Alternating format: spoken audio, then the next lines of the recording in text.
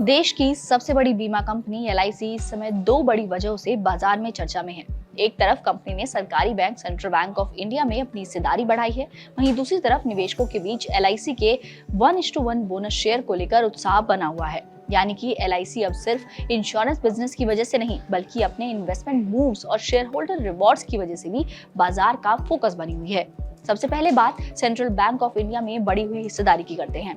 LIC ने सरकारी bank central bank of India में अपनी हिस्सेदारी बढ़ाकर 6.6% कर ली है, जो कि पहले एलआईसी के पास बैंक में 3.16% की हिस्सेदारी थी।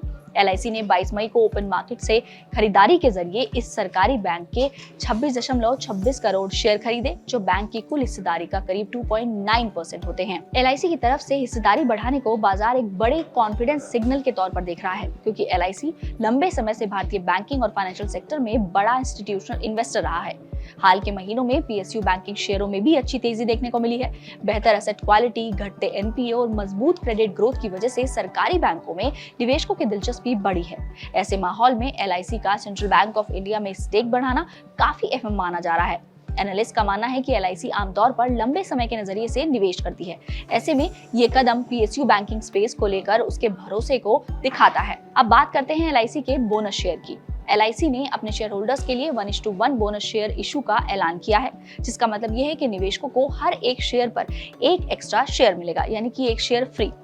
यानी कि अगर किसी निवेशक के पास 100 शेयर हैं, तो बोनस इशू के बाद उसके पास कुल 200 शेयर हो जाएंगे। एलआईसी के करीब 21 lakh share holders in bonus शेयरों के पात्र माने जा रहे हैं। कंपनी ने इसके लिए 29 मई 2026 की रिकॉर्ड डेट भी तय कर दी है। रिकॉर्ड डेट तक जिन निवेशकों के डीमैट अकाउंट में एलआईसी के शेयर होंगे, उन्हें बोनस शेयर का फायदा मिलेगा। ये एलआईसी के इतिहास का पहला बोनस इशू है। कंपनी की मई 2022 में स्टॉक मार्केट में लिस्टिंग हुई थी और उसके बाद से निवेशक लंबे समय से किसी बड़े शेयर होल्डर रिवॉर्ड का इंतजार कर रहे थे। लेकिन अब बोनस इशू से कंपनी की वैल्यूएशन डायरेक्टली नहीं बदलती, लेकिन इससे शेयर की लिक्विडिटी बढ़ती है और रिटेल इन्वेस्टर्स की पार्टिसिपेशन में सुधार आ सकता है। वही बात अगर शेयर की करें तो एलआईसी का शेयर पिछले कुछ समय से रिकवरी मोड में नजर आ रहा है।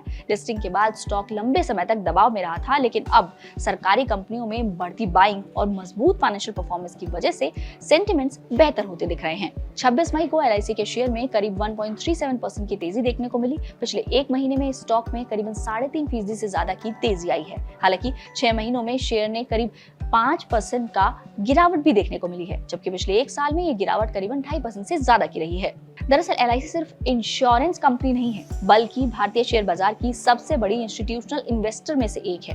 कंपनी का निवेश बैंकिंग, इंफ्रास्ट्रक्चर, एनर्जी, आईटी और पीएसयू कंपनीज तक फैला हुआ है।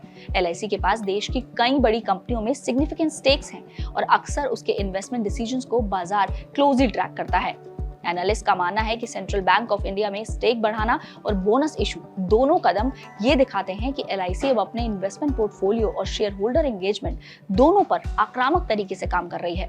फिलहाल बाजार की नजर इस बात पर रहेगी कि बोनस इशू के बाद एलआईसी के शेयर में कितनी तेजी देखने को मिलती है और पीएसयू बैंकिंग स्पेस में कंपनी आगे और निवेश बढ़ाती है या फिर नहीं।